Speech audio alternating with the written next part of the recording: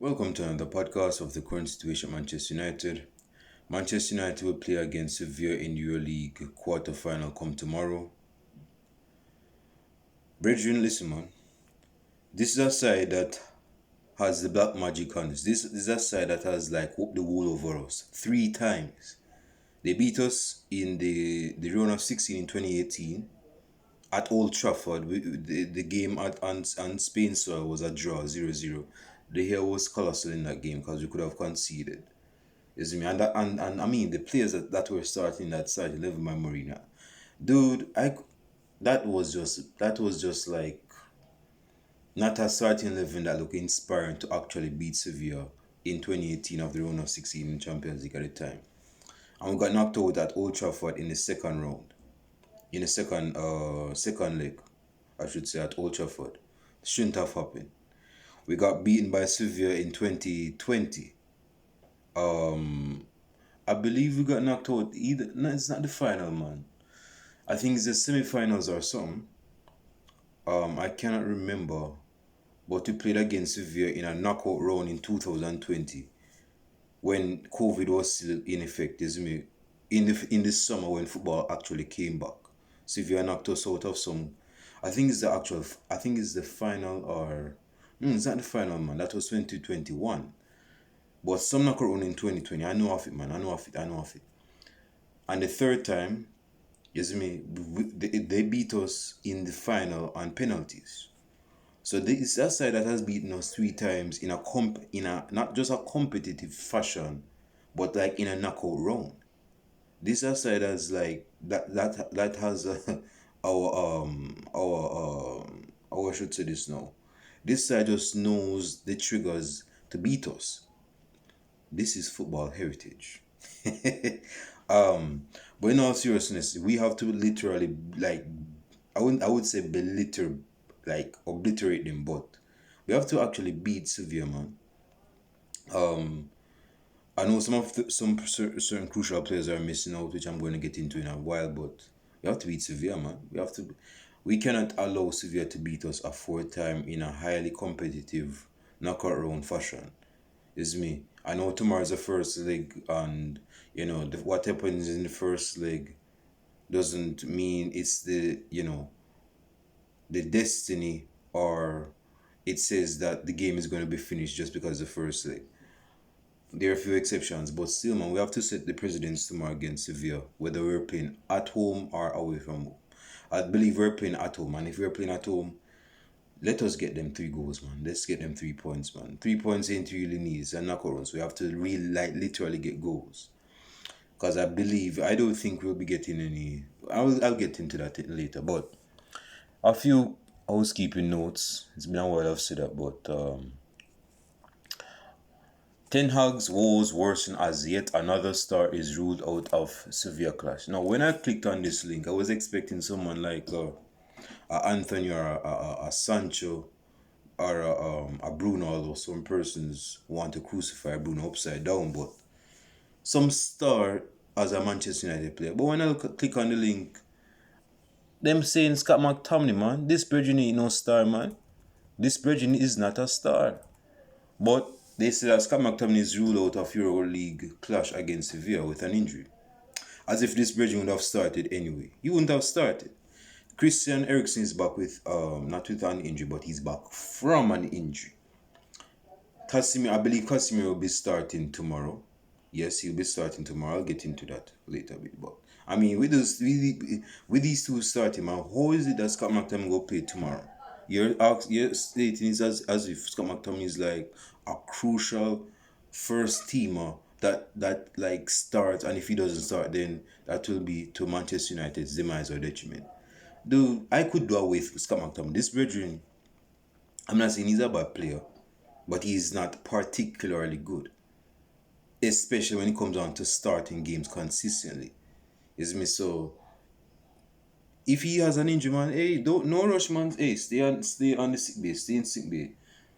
Just sort out the injury, take your rest, enjoy the game, watch it on TV by the way, because he ain't go play. But yes, we have a few injury woes. Luke Shaw is out with an injury, of course. Marcus Rashford is out with an injury. I believe Varane is. Oh, let me check. Because if Varane is out with an injury, we have problems. Okay, so yes, Garnacho is out with an injury as well. Okay, so I'm not seeing Varane with an injury, which is good news. So yes, this is Scott McTominay, a star, is out with an injury again, as if this region would have started. Anyway, this region wouldn't even. I don't even know if he would get 5 minutes of play. I don't even know why they're saying it as if he's a star. Next, though, on the to-do list of Manchester United's news, I want to talk about something regarding Dele Alli at the end of this video, which is very. I believe I have to say. I believe I have to say. I can't even talk. I believe I have to say. I believe I have to have a say on this. It's very. Yeah, man. I have to have a say on this. So yes. Oh, Manchester United star praised that's Anthony because of his performance against Everton. Now we're going to be playing against Sevilla, as stated before. And Alex Telles is actually on loan at Sevilla from Manchester United. So of course he's gonna be, you could say, the proverbial prodigal son tomorrow against his old club. Again, he's not left Manchester United permanently, but like for the season temporarily, he's actually playing with Sevilla. Okay, but in the game tomorrow, man, he's just another Seville player, man. We're looking to actually beat Sevilla and go to the next round and win this trophy. Yes, we have won a trophy, yes, me, first time since 5 years, or almost 6 years. But still, we have to actually go for the EuroLeague. We have to actually go for the EuroLeague. We can win the EuroLeague. We have the players to win the EuroLeague. We have the manager to win the EuroLeague. We have the pedigree, the degree of influence to win the EuroLeague. Not in terms of, corrupting referees, although that could have been an option. But we ain't going down that road because we're not Real Madrid. But in terms of like Manchester United being used to being on Champions League stages and being in terms of just European football, that's just Manchester United. So we have to win it tomorrow, man. Yes, me. Even if we come against Arsenal, go win against Arsenal. So yes, we have a game tomorrow against Sevilla, and it goes without saying, man. We can't allow Sevilla to be beating us for a fourth time tomorrow, is me. There are three strikes in baseball and there are three strikes in life. There is no fourth strike. So we cannot afford a fourth strike tomorrow. Is me, they have given us three strikes already. We can't afford a fourth one. And plus with the progress that we're making at Manchester United, man, that would like probably send us like 3 steps backward or so. Is me. And if things go like southern down, like south, Manchester United will probably go back in its mother's womb, man. And we don't want that. We want to show that we're actually going for titles. Yes, we want the what I would call the Sponge League Cup, which is the Capital One Cup, but we can win the Euro League. We can win the FA Cup. Yeah, okay, let's stack up the trophies that's at stake here. Okay, so with that being said, like I just said, man, if we're playing, let me find out if we're playing again at Old Trafford tomorrow. Man United versus Sevilla. Which is very funny because if you guys remember your history, we're playing against Sevilla at Old Trafford.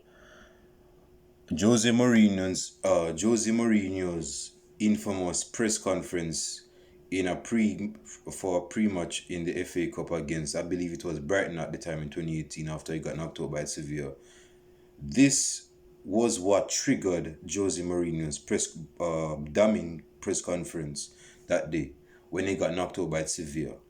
It's because if you look at how Manchester United play in that game, again, but we're just, dude, I don't even know how we conceded 2 goals in 9 minutes of the game. I don't even know how.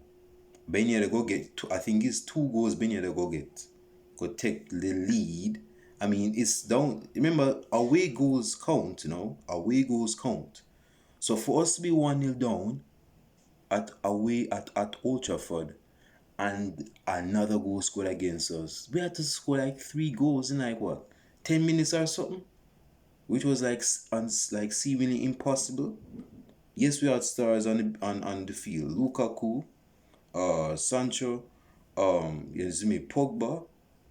I mean, Pogba came on and had a disaster class, man. My man was trying to ping a pass and he ping a pass for throwing. It was like the type of pass you'd expect a 5-year-old to go do. He was like near the throwing line and he go pass it. But I mean, by then his moral with Jose Mourinho was just in the gutter. And he even started filleting it over Pogba. So it goes to show that yeah, there were some problems in the squad, and there were problems on the football pitch. That was because of what was happening in the squad. Is what is happening in the home is going to come out and it's going to reflect on how the squad is eventually. So that is what provoked Jose Mourinho's press conference. I think it's 5 or 6 years ago. Actually, it's almost 6 years ago. My goodness. No, it's actually it's almost 5 years ago. 5 years ago. Almost, not almost. It's 5 years ago. Yes, because we got knocked out by Sevilla in 2018 in March, and he did that press conference in March. So it was in March. It was in March of 2018. Not to go down a history hole, but I just need to say that, man, because again, bro, we have to beat Sevilla tomorrow. Whether it's 2-0, if it's 1-0, I ain't gonna happy with 1-0 to be honest, because if you go to and this is where I'm gonna say, if you go to Spanish soil come next week to go try knock out Sevilla, I'm not trustworthy of this Manchester United squad when it comes down to Spain. Is me. Yes, we beat Betis. We played against Real Sociedad early this season, but still, man, this is Sevilla, who has like a history book record of his accolades in your league. Is me. Although their godfather is with Aston Villa, is me. Good evening. This brethren is at Aston Villa. They're still a decent side. They have the pedigree to actually go through this tournament, and we have to go stop that tomorrow. We have to. We have to stop that tomorrow. We have to. Hell break loose if you lose tomorrow. At home, it's a good thing there's no way goal this season, man. And hell, we have to beat this side. Yes, I'm saying it again. We have to beat this side. So this is the starting level. David here. Dalo, hold on. I'm not trusting of Dalo recently, man. To be honest with you. I'm going with Aaron Wan-Bissaka tomorrow. I believe Dalo will be started, but I'm going with Aaron Wan-Bissaka tomorrow. Lisandro Martinez with Varane, of course. We cannot risk having definitely not Maguire or Lindelof at the back. And at left back we have Malacia, seeing that Luke Shaw is with injury and Alex Telles is with Sevilla. So of course Alex Telles can start us at left back because he's not at Manchester United. At least not for this season. In midfield, there's always is always a who's gonna start in midfield question when it comes on to the midfield section. I'm going with Christian Eriksen to be starting at midfield. We have really missed this Virgin's creativity given after his injury. I'll be going with Casemiro, yes.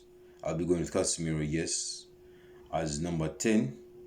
I'm going with Bruno Fernandes. I believe we're going all out with our main men that are not injured. As a left winger, I'm going with Sancho. On the right is Anthony, and up front is Anthony Martial. So run it back. David here, Wan-Bissaka, Lisandro Martinez, Varane, Malacia, Christian Eriksen alongside with Casemiro as the double pivot, Bruno Fernandes higher up as the number 10, Sancho on the left, Anthony on the right, Anthony Martial through the middle.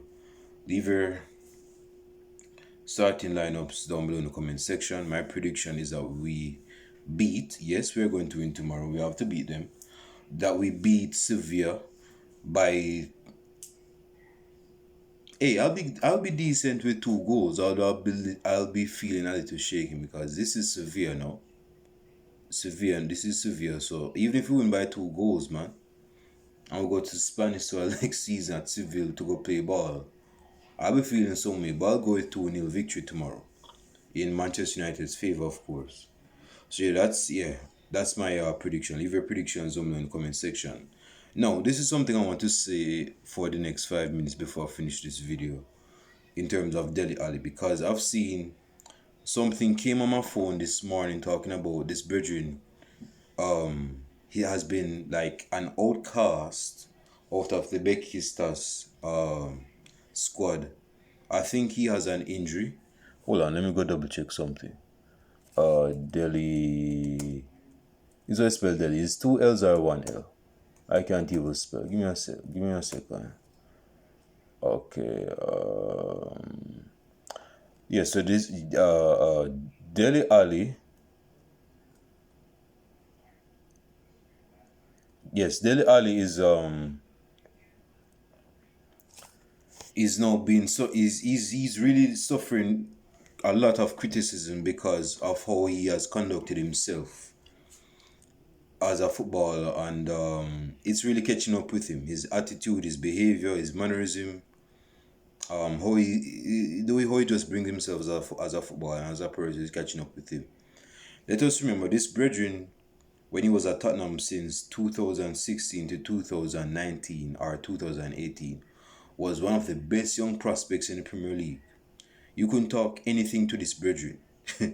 He was like what Thomas Muller was for Bayern Munich. He was playing off of the number 9 in like a number 10 false 9 position. So any ball that was flicking into the box, he would get a header over it and score. You see me? He was not a physical brethren, but he was like a tall dude who could score, and he could score goals.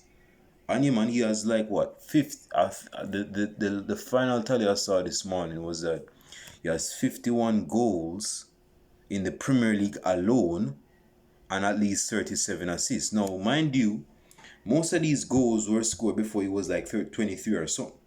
Now he's 26 or 27, and he's been stinking up the place for like 3 seasons, man. That's like 3 years ago. So you could say that most of them goals that he scored was before his 23rd birthday. And this brethren was on the fringes of being on Frank Lampard's numbers. Now he was not a Lampard type player, but in terms of Lampard's numbers as a number 10, because in Frank Lampard's early years as a footballer, he was a number 10 for Chelsea, which gave him the numbers that he had for Chelsea. You see me? And this brethren was like on like Jacob's ladder going in on up the football ladder, man, in the Premier League. But after 2020, this brethren got a suffer down. He just fell off. Like he was like he probably his legs needed tying and or him go trying to climb a mountain and go chip over a stone and him just go straight down in the toilet. He's not the same player. He's not the same player. It's been shown in his mentality and how he conducts himself. He's not the same player. It's sad, man. It's sad. It's just unfortunate that he has gone this route. And persons are saying that money wasted him. He didn't have the right attitude. Hey, man. Same thing with Morrison of Manchester United, man. Some persons, just because they can play football, don't mean they should be a football player professionally. Yes, they can have a good game right there, so on a Sunday afternoon, and then you have a couple beers afterwards. Go hang with your homies or whatever after a good game of football. But just because you can play football doesn't mean that you should take it professional if you know, say, this is not something you can continue down the line. Because some persons, and I said this about South American footballers, and this was my opinion, and I'll still state it as my opinion. One of the reasons why a lot of South American footballers are motivated by money to play football, are pushed, just motivated to play football is because, given how they were growing up, the circumstances, the poverty, the diseases that they had, that they couldn't even go to the doctor to go sort because there was no money. There was one thing they knew, and that was the common factor of all like the main countries in South America: Argentina, Brazil, Chile, Colombia, Bolivia, Uruguay, Brazil, of course. I think I said Brazil, but I'm gonna say Brazil again. Brazil, of course, is because, man, most of them grew up in poverty. So their last resort to come out of this threshold of of a poor lifestyle is to go play football, and they know that they're good at it. But here's the thing: do you have is this something you can do on a continual basis when the money is wheeling in right now? You're getting money, you have your woman at your side, like your Jesus Christ yourself. You have this influence. Are you going to allow it to get to your head? You have all of this money. You have all this notoriety. You have some influence. You're like a decent person on social media now. Before I started football, nobody wasn't following you like that, man. Now you have like about 48 million followers. Persons yearn to watch you play football. Is this something that's going to get to you? Man, it's funny because yesterday was Dele Alli's birthday, man. He was born on April 11, 1996. So he's no longer 26. He's 27. This brethren. Yeah. So this brethren, man, he's not no young youth that used to rule the Premier League for Tottenham when he was at Tottenham. This brethren is entering his prime, and he has no prime. He had like 4 or 5 good years of football when he was at Tottenham. And that was a lengthy purple patch for him. A person will say, oh, that was in his prime. That's not his prime. That was his best years, yes. But that's not his prime years. Prime years as football is like 27 to like 29 or 30. Yes, you could say that is his prime in terms of his numbers, or he performed, or unplayable user, or whatever, but that's not his prime years. That's what I'm getting at. But anyway, aside from all that, he's a fall from grace, man. This virgin is like a mosquito, isn't it? Flying in the air, and someone just go slap him and he just fall to the ground like that. Persons are saying Mourinho warned him. See, there was a documentary done. I didn't watch the documentary because I don't want Spurs like that. That was talking about Jose Mourinho having like a father to son talk, not scolding him or rebuking him or admonishing him, but he was like, yo, you're a good player. You're not old, but you're not particularly young either. This was like in 2019, 2020 that this was said. You're getting on a bit. So you need to go, tie up your shoelace and go pull up your socks and get serious about this football thing. That's what he was like. Mourinho to Ali. And Ali in the documentary was like, yes, he wasn't saying he wasn't saying anywhere. I saw the video, but I didn't see the full document. I saw the small clip that was sent out. So I go view it. And it was like, Adela is just like of course he's doing that for the cameras, because Zini said he was like, man, screw all this football stuff. I'm shoot. I'm one of the best players in the Premier League by name. Everybody knows me by Dele Alli. You see me? My last name, is aligned with the great Muhammad Ali. When persons see Ali, they think of Dele Alli. You see me? And to think, to be in the same bracket as Muhammad Ali in terms of last name, persons have to praise me. So I don't care what this pragmatic, this old washed up manager at Spurs saying. But I'll not my head acting, because of course camera is on him and saying. And plus I'm dating Pep Guardiola's daughter. So I'm not going to be caring about what this bedroom is saying. I'm dating Pep Guardiola's daughter. Nobody can say anything to me. It's my life, this and that. It's your life, and look at it right now. You're like a fall from grace. I don't even think you would start it for Preston North End. Even if they had one more substitution to make, I don't even think they would have put you on. I don't think so. Dude, this is something that needs to be sorted out, because persons need to question. This goes for persons outside of football. You have to question the motivation, man. Every person is garnered by a motivation.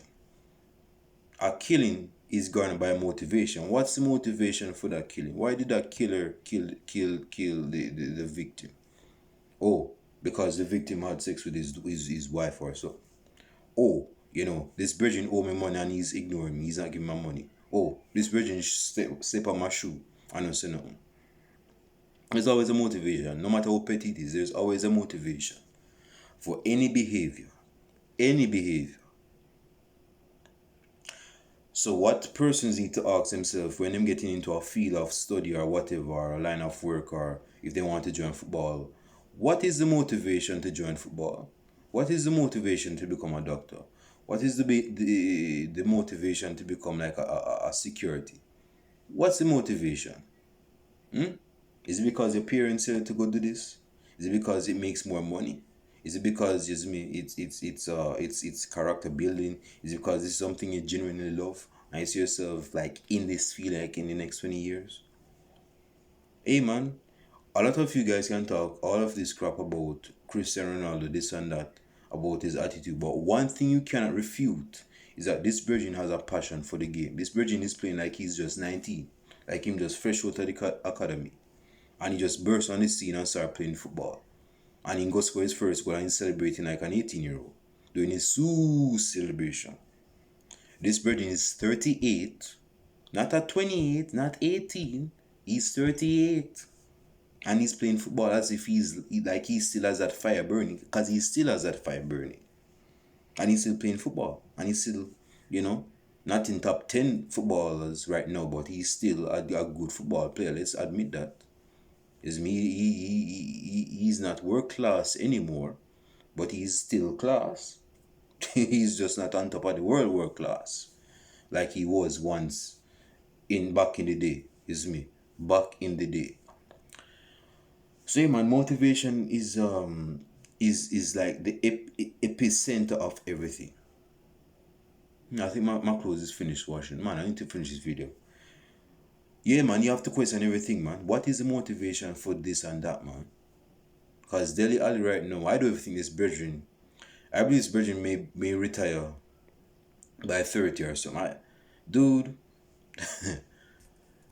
see, I'm not going to get on Gareth Bale, but I believe Gareth Bale he fell out of favor with football when he was at Real Madrid. He wasn't really loved at Real Madrid. In his first season he was, because he helped them go in La Masia. But in his second season to his last season at Real Madrid, personally like him, man. Personally not like him. The Real Madrid supporters were getting on him. This is me, because he wasn't performing, which he was not performing as much.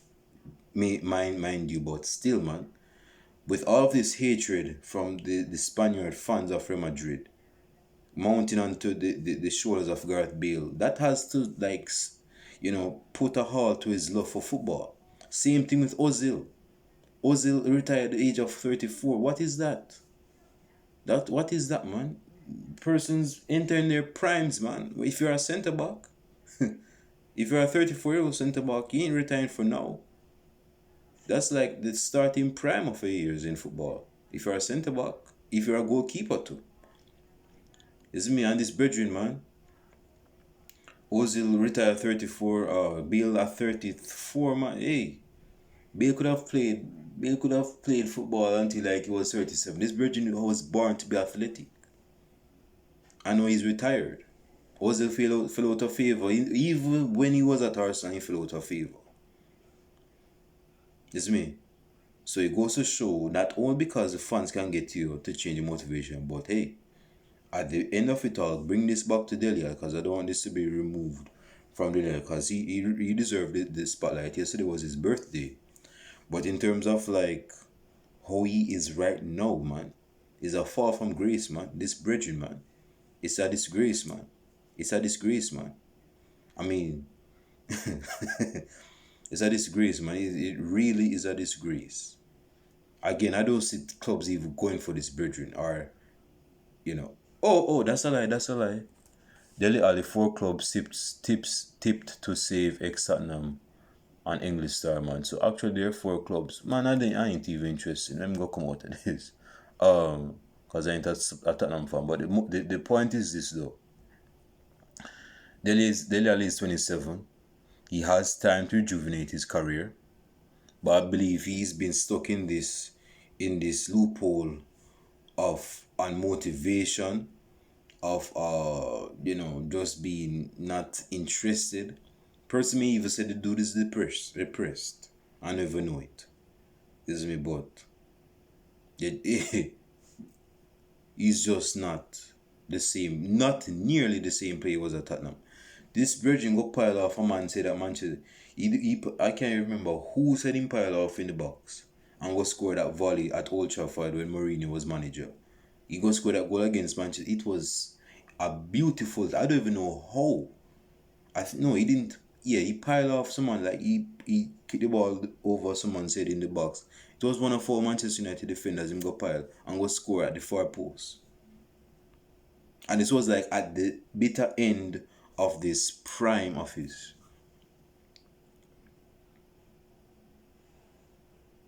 Man, I don't want to be long, but hey man, money got to him, and this is why persons have to keep play. I'm probably speaking as if I'm in football profession, but I'm not in football professional. But I have 2 cents to know. Say, yo, listen, man. If a youngster just bursts on this and he's like cleaning up, getting goals, getting assists, playing well, this Virgin has to stay hungry. How you keep the young tiger hungry? You keep some food from him. Because when you go feed, when you give him a big buffet, you go feed him, he's not going to have the motivation to go kick ball, or at least have the motivation to actually go kill the dragon, go out and go kill the dragon and get goals like that. Is me. Person have to keep the youngsters hungry, man. And this is why I have to give Mbappe. Well, Mbappe is kind of getting on a bit in terms of getting the money to his head, because he's now an entrepreneur and stuff forth. And I could interfere with his football career. Is me. So I'm just saying. But the thing is that Mbappe is still doing bits. He's still doing his thing at PSG. And not that he's a young, I mean, he's like 25 or 24, man. But he's not allowing it to bother him. Yes, he's probably 3 or 4 years younger than Dele Alli, but still, man. At Mbappe is not going to get. I don't believe Mbappe is going to get misguided or sidetracked by money or fame. This brethren has been famous since he won the World Cup in 2018 for France. So he's not going to allow that to get to his head. It's me. He's not going to allow that to get to his head. Anyway, so that's what I'm gonna say, man. I'm gonna put a pin right here so I can stop it.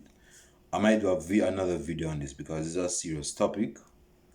You know that the football world is getting more inflated with all this money. I mean, you could be a half decent player and someone goes signing for 50 mil. That's how inflated the football market is now. Half decent player signing for 50 mil, you're getting 200,000 bucks per week. That's the football where we live in right now. Is me. Personally, I'm gonna hey, let me just stop right there. So, but going back to Sevilla, we have to beat Sevilla tomorrow, and to reiterate again, I believe we'll be beating Sevilla by 2 goals in tomorrow again. Post your